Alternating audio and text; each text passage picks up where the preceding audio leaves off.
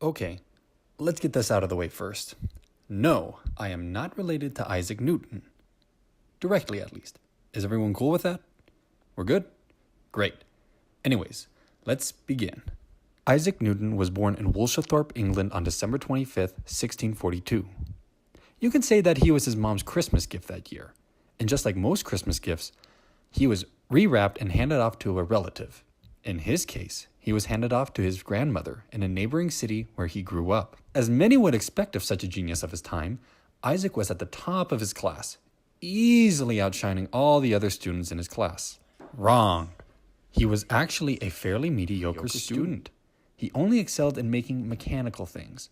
So if any of you are feeling bad because you aren't doing great in your classes, just remember that Isaac Newton, the Isaac Newton, also was a bad student.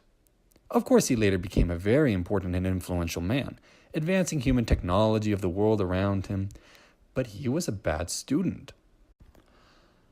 I don't know if that makes him very determined to learn and improve, or just makes scientists of his time look like idiots. But maybe that will give you some inspiration to motivate yourself into hitting the books. Huh?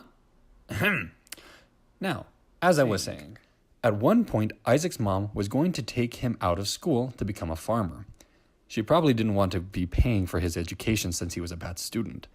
But thank heavens, a teacher of Isaac saw his potential and persuaded his mom to keep him in school.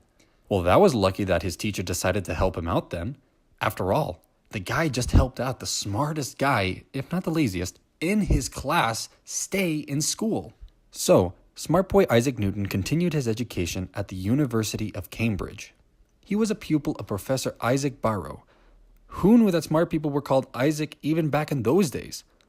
Under Professor Barrow's tutelage, Newton studied for 4 years and became a mathematician. Isaac's greatest piece of work was the mathematical principles of natural philosophy. It took him 18 months to write it. 18 months. That is extremely impressive. I bet he stayed up every night making it. After all, it is a very thick book.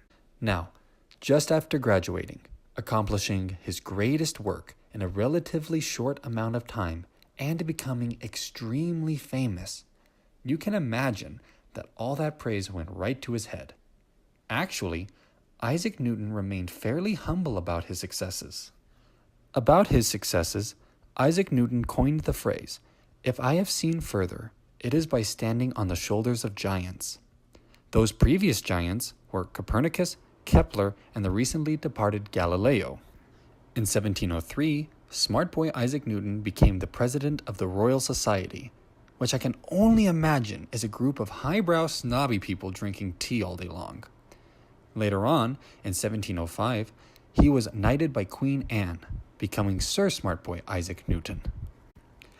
One of Sir Isaac Newton's greatest contributions to science was his discovery of the law of physics.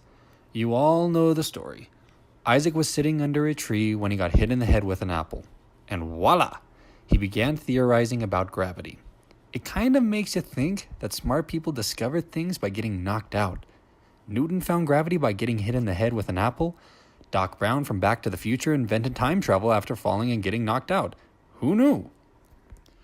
After getting knocked in the head with an apple and probably developing a strange fear of fruits, Isaac decided to stay away from the outdoors and started studying nature from the safety of his house. Now becoming a shut-in, Newton began pioneering in visual optics. But while making all these amazing contributions to science, he invented a method of torture so dreadful that it manages to destroy all happiness in the human soul. No, he didn't make dementors, though that would be awesome. I speak of the dreaded calculus. Yep, thanks to Sir Smart Boy Isaac Newton, we have calculus. You can thank him about that next time you take a calc test. It's probably the reason he never married. You heard right, Isaac never got married. Apparently, he didn't have any romantic inclinations whatsoever. Anyways, although 40-year-old virgin Isaac was a scientist, he believed that the universe was a complex, lawful machine that was created by God. Newton was the complete opposite of the earlier faith-oriented way of knowing God. Isaac thought that Because God made the universe, studying it objectively was a way of understanding God. Unfortunately, because of this, Newton diminished God's influence in his time. His belief that God put the universe in motion but is doing nothing now created a new form of belief, deism. Deists believe that God created the universe, but since he is not actively doing anything now, revelation, religious dogma, prayer, and other religious acts are nonsensical. Now, just after watching this fairly sarcastic summary of Isaac Newton, I hope that you'll remember Isaac Newton for more than just having an apple fall on his head.